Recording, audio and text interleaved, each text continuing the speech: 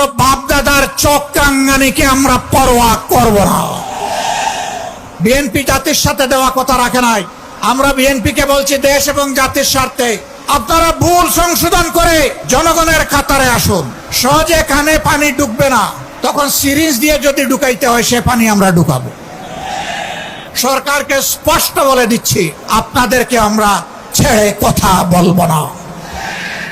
20 কোটি মানুষের 24 কোটি হাত আজ প্রস্তুত। সীমান্তে সুড়সুড়ি দেওয়া হচ্ছে। পশ্চিমের নামে একটা দেশ তাদের নাগরিকদেরকে অবৈধভাবে আমাদের দেশে ঠেলে দিতে চাচ্ছে। যদি কেউ আমাদের দিকে কালো হাত বাড়ায়, মহান আল্লাহর উপর ভরসা করে বলছি, সেই কালো হাত ভেঙে দেওয়া হবে ইনশাআল্লাহ। তোমরাই শুধু যুবক নও, জাতির প্রয়োজনে বয়স যাই হোক আমরাও যুবক। একসাথে আমরা লড়াই করব অন্যায়ের বিরুদ্ধে। অন্যায়ের কাছে আমরা মাথা নত করব না।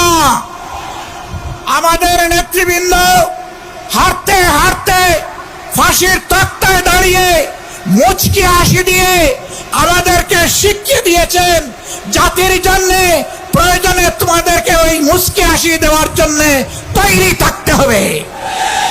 যদি ফয়সালা সংসদে না হয়, তাহলে যেখানে কথা বলতে মাননীয় স্পিকার বলতে হয় না, যেখানে কথা বলতে স্পিকারের অনুমোদন লাগে না, সেই খুলনার মাঠ, বরিশালের মাঠ, চট্টগ্রামের মাঠ, কুমিল্লার মাঠ, সিলেটের মাঠ, ময়মনসিংহের মাঠ, রংপুরের মাঠ, রাজশাহীর মাঠ, বগুড়ার মাঠ, সব জায়গা থেকে আগ্নেয়গিরি তৈরি হবে। এই আগ্নেয়গিরির দাবানলে সমস্ত আবর্জনা পুড়ে সারকার হয়ে যাবে। আসসালামু আলাইকুম ওয়া রাহমাতুল্লাহ। প্রিয় খুলনাবাসী, আপনারা কেমন আছেন? আলহামদুলিল্লাহি রাব্বিল আলামিন, ওয়াসসালাতু ওয়াসসালামু আলা রাসূলিহিল কারীম ওয়া আলা আলিহি ওয়া সাহবিহি ওয়া আহলি বাইতি আজমাইন। গণভোটের জনরায় বাস্তবায়ন